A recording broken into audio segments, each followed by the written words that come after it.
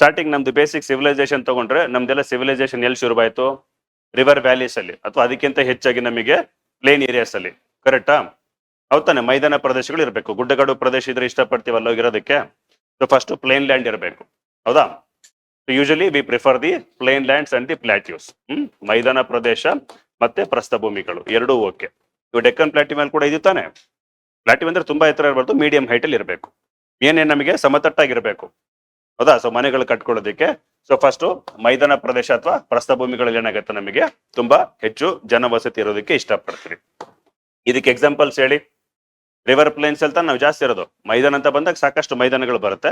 ಅದ್ರಲ್ಲೂ ನದಿ ತೀರದಲ್ಲಿ ಇರ್ತಕ್ಕಂಥ ಮೈದಾನಗಳು ಏನಾಗತ್ತೆ ಅವು ಜೊತೆಗೆ ಫರ್ಟೈಲ್ ಕೂಡ ಆಗಿರ್ತವೆ. ಹೌದಾ? ರಿವರ್ ಪ್ಲೈನ್ಸ್ ನದಿಗಳು ಇರ್ತಕ್ಕಂಥ ಮೆಕ್ಕಲು ಮೈದಾನಗಳು ಅಥವಾ ಡೆಪಾಸಿಷನಲ್ ಪ್ಲೈನ್ಸ್ ಇಲ್ಲಿ ಏನಾಗುತ್ತೆ ನಮಗೆ ಜನ ಜಾಸ್ತಿ ಇರೋದಕ್ಕೆ ಇಷ್ಟಪಡ್ತೀವಿ. ಹೌದಾ?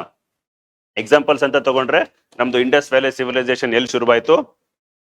ಇಂಡಸ್ ರಿವರ್ ಬೇಸಿನ್ ನಲ್ಲಿ ಶುರುವಾಯಿತು. ಹೌದಾ? ಫಸ್ಟ್ ಆಫ್ ಆಲ್ ಅದು ಮೈದಾನ ಪ್ರದೇಶ, ಜೊತೆಗೆ ನೀರು ಕೂಡ ಸಾಕಷ್ಟಿತ್ತು. ಹೌದಾ? ಸೊ ನೀರಿರೋದ್ರಿಂದ ಏನಾಗುತ್ತೆ ನಮಗೆ ಅಗ್ರಿಕಲ್ಚರ್ ಮಾಡೋದಕ್ಕೆ ತುಂಬಾ ಯೂಸ್ಫುಲ್. ಅಗ್ರಿಕಲ್ಚರ್ಗಿಂತ ಹೆಚ್ಚಾಗಿ ಫಸ್ಟ್ ಆಫ್ ಆಲ್ ಕುಡಿಯಕ್ ನೀರು ಬೇಕು ತಾನೆ ನಮಗೆ. ಕುಡಿಯಕ್ ನೀರು ಇದ್ದಿರ್ತಾನೆ, ಆಮೇಲೆ ಅಗ್ರಿಕಲ್ಚರ್ ಬಗ್ಗೆ ಯೋಚನೆ ಮಾಡ್ತೀವಿ. ಸೊ ಫ್ರೆಶ್ ವಾಟರ್ ಇರಬೇಕು. ಸೊ ಜೊತೆಗೆ ಅದು ಅಗ್ರಿಕಲ್ಚರ್ಗೆ ಮಾಡೋಷ್ಟು ತುಂಬಾ ಸೂಟಬಲ್ ಆಗಿರ್ಬೇಕು. ಎಲ್ಲೂ ಹೋಗ್ಬಿಟ್ಟು ನಾವು ಕೋಸ್ಟಲ್ ಅಲ್ಲಿ ನಾವು ಸಿವಿಲೈಸೇಷನ್ ಶುರು ಮಾಡ್ಕೊಳ್ಳಿಲ್ಲ, ರಿವರ್ ವ್ಯಾಲೀಸ್ ಅಲ್ಲಿ ಮಾಡಿದ್ವಿ. ಯಾಕೆ? ಕೋಸ್ಟಲ್ ಹೋದ್ರೆ ಏನಾಗುತ್ತೆ ಸಾಲ್ಟ್ ವಾಟರ್ ಅದು. ಅದೇ ರಿವರ್ಸ್ ಅಲ್ಲಿ ಹೋಗ್ತಕ್ಕಂಥ ನೀರು ಫ್ರೆಶ್ ವಾಟರ್ ಆಗಿರುತ್ತೆ.